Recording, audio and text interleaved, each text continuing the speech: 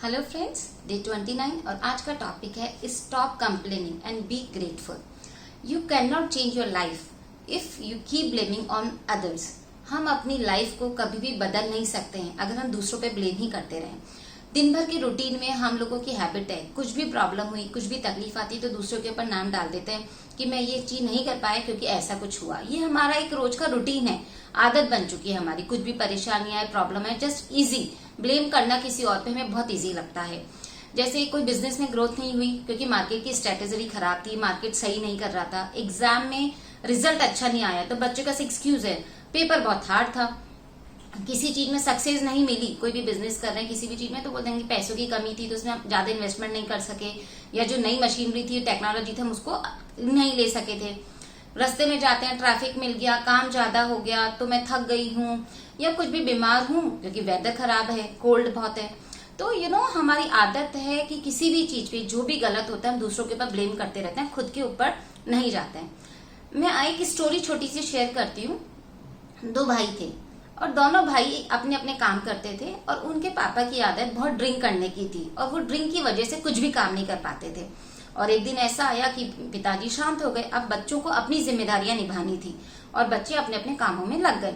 एक साल बाद जब दोनों भाई आपस में देखे जाते हैं तो देखते हैं एक भाई बहुत ग्रोथ कर लिया, बहुत उन्नति करी, बहुत ऊंचाइयां हासिल कर ली, और जो दूसरा भाई है उसके पास कुछ भी नहीं था। जब उनसे मिला गया, पूछा कि भाई ऐसा क्यों, तो एक भाई ने एक्सक्यूज दिया कि भाई मेरे पापा की बहुत पीते थे, मैंने बचपन से वही देखा तो मेरी आदत हो गई कि भाई लाइफ में यही है, कुछ कर नहीं सकते और पियो, क्योंकि पैसा नहीं है या आदत है उनकी तो मैंने वही चीज ली। तो उसने अपनी कमजोरी, अपनी नाकामी की जो भी चीज से अपने पापा के ऊपर डाल दी कि मैं आज जो कुछ हूँ अपने पापा की वजह से। वही उसके दूसरे भाई से पूछा गया, उसने बोला मैंने बचपन से देखा था मेरे पापा बहुत ड्रिंक करते हैं तो मैंने तब से सेट कर लिया था कि मुझे कुछ हासिल करना है, कुछ बनना है।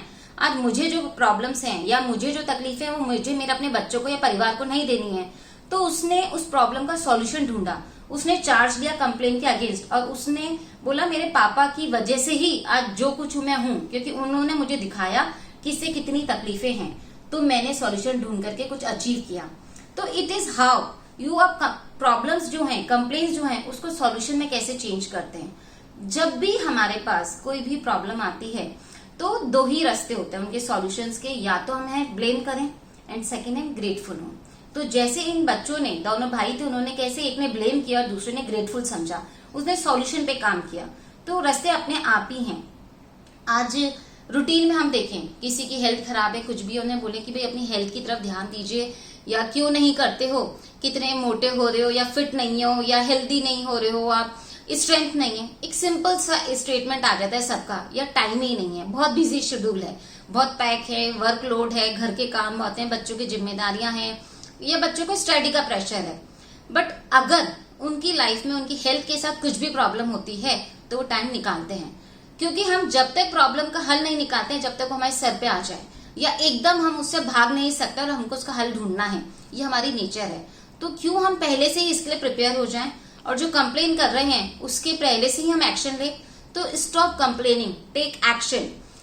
जितनी हम अपने आप की रेस्पॉन्सिबिलिटी लेंगे ना, हम उतने ग्रेटफुल होंगे। आज हम अपनी लाइफ को एक गिफ्ट करें, वी गिफ्ट अवर सेल्फ कि I take all responsibility of my life. मैं खुद अपने इंचार्ज हूँ अपनी लाइफ का, जो आज मैं कर सकता हूँ। तो देखिए लाइफ कितनी ग्रेटफुल है, हम कितने ब्लेस्ड फील करेंगे। Don't complain, take action and be grateful. Bye bye friends, thank you, be happy and be cheerful. Bye.